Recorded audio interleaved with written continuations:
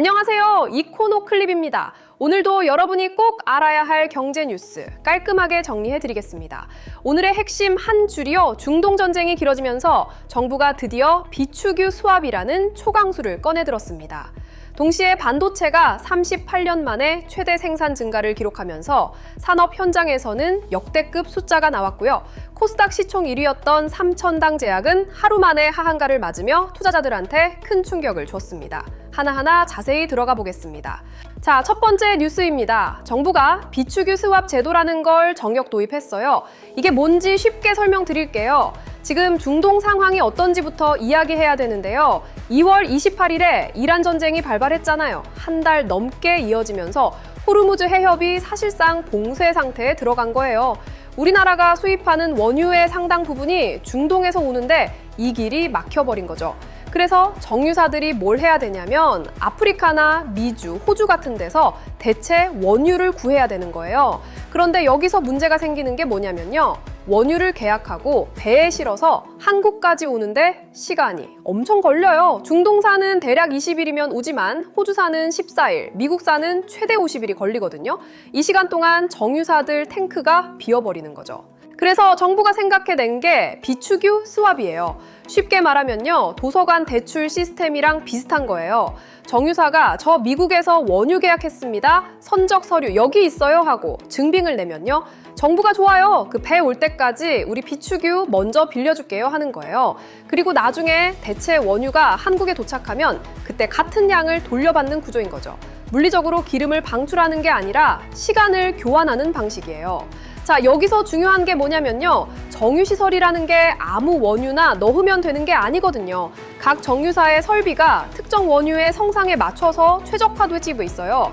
그러니까 무겁고 가벼운 정도나 황함유량 같은 거죠.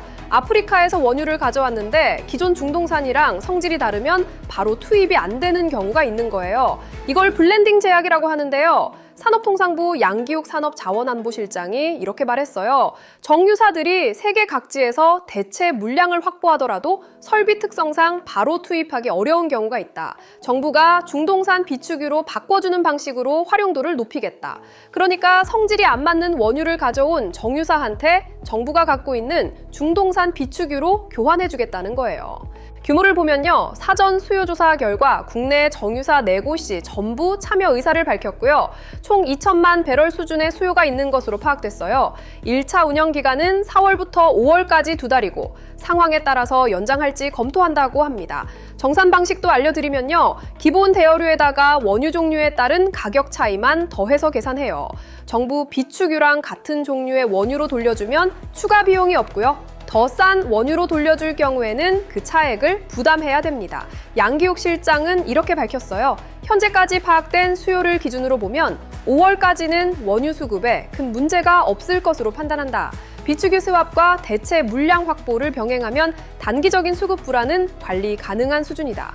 한 가지 더 중요한 건요. 이 제도의 목적이 비축유를 아끼자는 게 아니라 민간 정유사들이 적극적으로 대체 원유를 찾도록 유도하는 데 있다는 거예요. 기업들이 확보한 물량을 정부가 교환해주는 방식으로 공급망 대응력을 높이려는 것이라고 설명했거든요. 현재 정부가 파악하고 있는 대체 원유 도입 지역은요. 아프리카의 알제리, 가봉, 콩고, 중앙아시아의 카자흐스탄, 미주의 미국, 브라질, 콜롬비아, 그리고 아시아 태평양의 호주와 파푸아뉴기니 등이에요. 정말 전 세계에서 긁어모으고 있는 거죠. 그리고 정부가 하나 더 준비하고 있는 게 있어요. 지금 나프타를 중심으로 수출 제한 조치를 하고 있는데 석유화학 제품 전반으로 확대할지도 검토 중이래요. 생활 필수품이나 보건, 의료 분야에 들어가는 석유화학 원료가 부족해지면 안 되니까요. 매점 매석 금지 같은 시장 안정 조치도 추진할 계획이라고 합니다. 우리 생활에 어떤 영향이 있을까요? 단기적으로는 이 스왑 제도 덕분에 정유사 가동률이 유지되면서요. 휘발유나 경유 공급이 끊기는 최악의 상황은 피할 수 있을 것으로 보여요. 다만 국제유가 자체가 높은 상황이라 기름값이 싸질 거라는 기대는 하기 어렵고요. 중동 상황이 얼마나 오래 가느냐에 따라서 6월 이후가 진짜 고비가 될 수 있습니다. 두 번째 뉴스 2월 산업 생산 지표입니다. 국가데이터처가 발표한 2월 산업 활동 동향을 보면요. 전산업 생산 지수가 118.4를 기록했어요. 전월 대비 2.5% 증가한 건데 이게 2020년 6월에 2.9% 이후로 5년 8개월 만에 최대 증가폭이에요. 근데 사실 이 숫자의 1등 공신은 반도체입니다. 광공업 생산이 5.4% 늘었는데 이것도 2020년 6월 이후 최대 폭이거든요. 그중에서 반도체 생산이 무려 28.2%나 뛰었어요. 이 증가폭이 얼마나 대단하냐면 1988년 1월 이후 38년 만에 가장 큰 폭의 증가예요. 반도체 생산 지수도 215.4로 역대 최고치를 찍었고요. 이전 기록인 작년 9월에 211.6을 넘어선 겁니다. 비금속 광물도 15.3% 올랐고요. 전반적으로 제조업 쪽에서 상당히 좋은 성적표가 나왔어요. 설비 투자도 주목해야 돼요. 설비 투자 지수가 13.5% 올랐거든요. 이것도 2014년 11월 이후 11년 3개월 만에 최대폭이에요. 왜 이렇게 올랐냐면 자동차를 포함한 운송 장비 투자가 40.4%나 급증했는데요. 이건 전기차 보조금 효과가 컸고요. 기계류와 전기 장비 투자도 3.8% 늘었어요. 건설 기성도 19.5% 올랐습니다. 서비스업 생산은 0.5% 증가에 그쳤고요. 소비 동향을 보여주는 소매 판매 액지수는 전월과 같은 수준, 그러니까 보합이었어요. 쉽게 말하면 공장은 열심히 돌아가고 기업들은 투자를 늘리고 있는데요. 정작 사람들 지갑은 안 열리고 있는 거예요. 경기 지표를 보면요. 현재 경기 상황을 보여주는 동행종합지수 순환 변동치가 전월보다 0.8포인트 상승했고요. 앞으로의 경기를 예고하는 선행종합지수 순환 변동치도 0.6포인트 올랐어요. 수치만 보면 경기가 회복 국면으로 접어들고 있다는 신호인 거죠. 근데 여기서 주의할 점이 있어요. 이 2월 지표에는 2월 28일에 터진 중동 사태의 영향이 거의 반영이 안 돼 있어요. 이란 전쟁이 발발한 게 2월 마지막 날이니까요. 그래서 진짜 충격은 3월 지표부터 나타날 가능성이 높아요.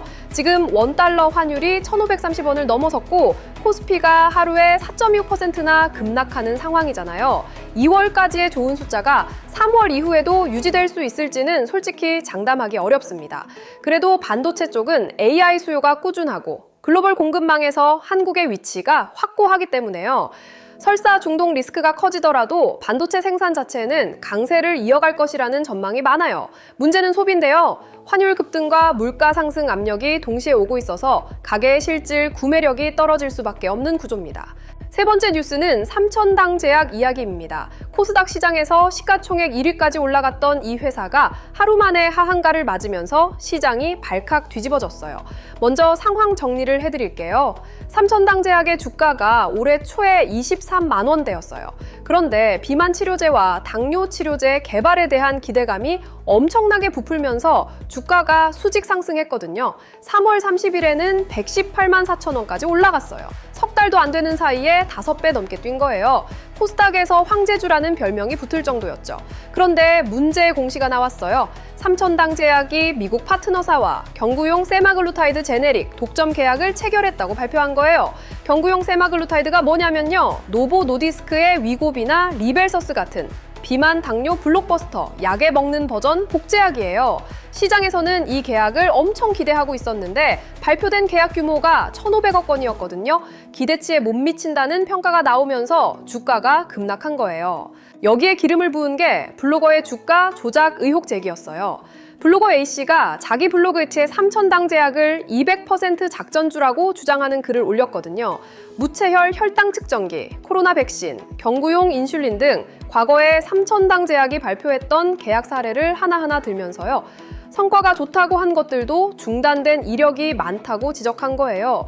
결과가 어떻게 됐냐면요. 주가가 전일 대비 29.98%, 무려 35만 5천 원이 빠지면서 82만 9천 원에 거래를 마감했어요. 하한가예요. 시가총액이 하루 사이에 엄청난 규모로 증발해버린 거죠. 삼천당 제약도 가만히 있지 않았어요. 회사가 임직원 대상 공지를 통해서 이렇게 밝혔어요. 특정 블로거가 작전주, 대놓고 주가 조작이라는 사실무근의 글로 시장을 혼동케 하고 있다. 해당 블로거에 대해 명예훼손, 업무방해 등으로 고발할 것이다. 재밌는 건 이 블로거의 반응이에요. A씨는 이런 글에 회사 주가 영향이 가는 것도 웃기다면서요.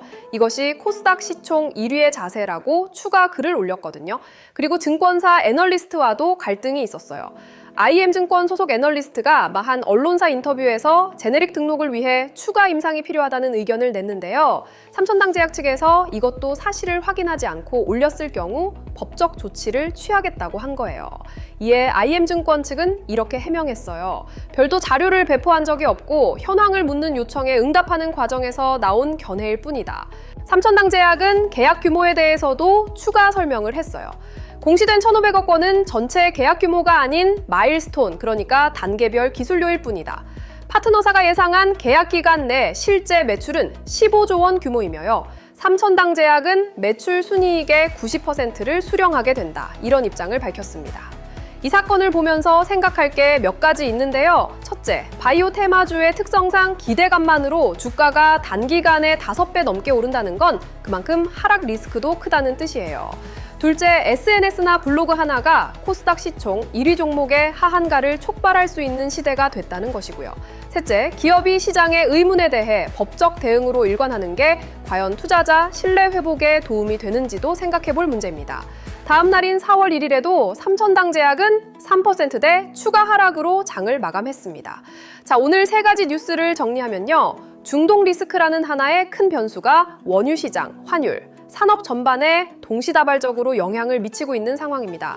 정부는 비축유 스왑이라는 새로운 카드를 꺼냈고요. 산업 현장에서는 반도체를 중심으로 아직까지 괜찮은 성적표가 나오고 있지만 이게 3월 이후에도 이어질지가 관건이에요. 그리고 시장에서는 삼천당제약 사태처럼 과열과 급락이 공존하는 불안정한 흐름이 계속되고 있습니다.